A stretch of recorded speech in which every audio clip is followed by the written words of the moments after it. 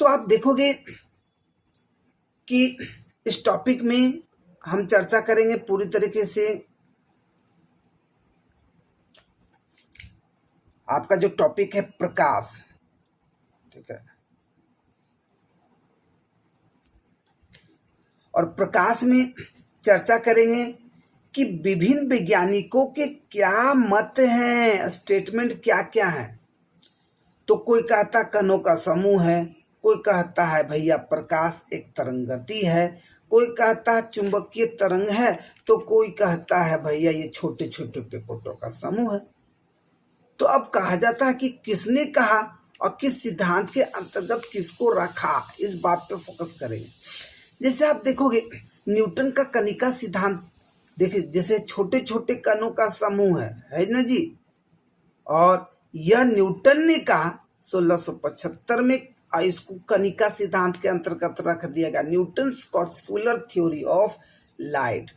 आप देखोगे कि बताओ जी, बहुत सारा साइंस की बातें तो समझे में नहीं आएगा जी, ठीक है, और लगेगा कि वो वैज्ञानिक कैसे बन गया, समझे में नहीं आ रहा है। नहीं, आप देखोगे कि बताइए गर्मी का समय में जब आप सोते हो, पता है शाम के समय आप देखोगे कि देखने को मिलता है कि छज्जा या वेंटिलेटर के पास से सूरज का प्रकाश जो 2-3 बजे के बाद आती है, तो आप देखोगे क्या इस तरह से लगता है छोटे छोटे कण क्या कर रहे हैं, हवा में तैर रहे हैं। हम लोग पकड़ने की कोशिश करते हैं, हाथ इधर से उधर मारते हैं, हाथ इधर से उधर से मारते हैं, लेकिन वो पकड़ में नहीं आते। ठीक ऐसे न्यूटन भैया के साथ हुआ होगा, एकदम 100% कहते हैं। सोच लीजिए, न्यूटन भैया सो रहे थे एक दिन, 2-3 बजे के बाद उठे, क्यों? क्योंकि वेंटिलेटर से प्रकाश उनकी आंखों पर पड़ा, अचानक उनकी नींद खुल गई, और नींद खुलने के बाद वो देख रहे का भैया छोटा छोटा कण जैसन हमारे ऊपर पड़ रहा, पकड़ने की कोशिश की, बहुत किए भैया,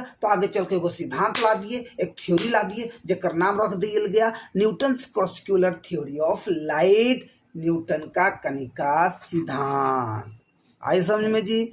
ठीक है। लेकिन इन्होंने ये बात कहा कि प्रकाश को माध्यम की आवश्यकता पड़ती है, प्रकाश को माध्यम की आवश्यकता पड़ती है। तो याद रखो न्यूटन का कणिका सिद्धांत 1675 में, इसके अंतर्गत कहा छोटे छोटे कणों का समूह है। नेक्स्ट, हाइगन्स का तरंग सिद्धांत। हाइगन्स का तरंग सिद्धांत देखिए, तो तरंग गति मतलब तरंग सिद्धांत में क्या कहा गया, Huygens wave theory of light. मतलब हाइगन्स ने कहा कि प्रकाश एक तरंग गति है। 3 साल बाद 1678 में आप देखो हाइगन्स ने इस सिद्धांत को दिया। लेकिन हाइगन्स ने कहा, न्यूटन ने तो कहा था किसी प्रकाश को चलने के लिए माध्यम की आवश्यकता होती है, हाइगन्स ने भी कहा, लेकिन इन्होंने इस माध्यम का नाम ईथर का। तो कभी क्वेश्चन पूछते ईथर क्या है भैया, तो प्रकाश जिस माध्यम में चलती है उसको नाम दिया गया ईथर। किसके द्वारा? हाइगन्स के सिद्धांत में, तरंग सिद्धांत में। क्लियर जी, कोई दिक्कत नहीं। चलिए आप देखोगे नेक्स्ट है मैक्सवेल। मैक्सवेल का विद्युत चुंबकीय तरंग सिद्धांत, Maxwell electromagnetic theory of light, बोले तो चुंबकीय तरंग। तो मैक्सवेल ने इस सिद्धांत के अंतर्गत क्या कहा कि प्रकाश एक चुंबकीय तरंग है, और जो चुंबकीय तरंग होती है एक तो वो सीधे निकल जाती है, यहाँ हमने बताया, और इसको किसी माध्यम की आवश्यकता नहीं होती।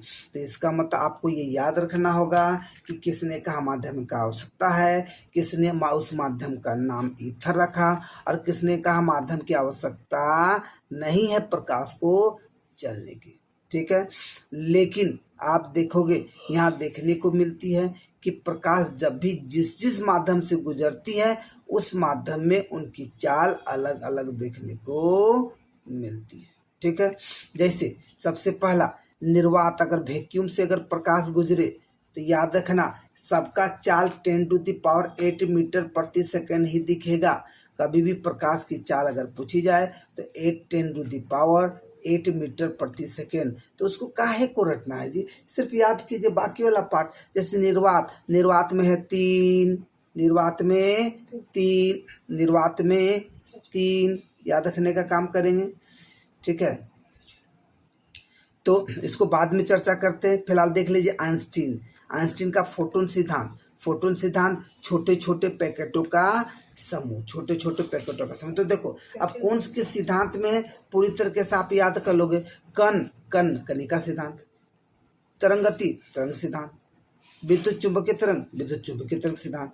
तब उसका प के बाद फ, तब फ पैकेट बोले तो फोटो सिद्धांत। तो आपको तो याद हो गया इस तरह से। आइए समझ में क्या करना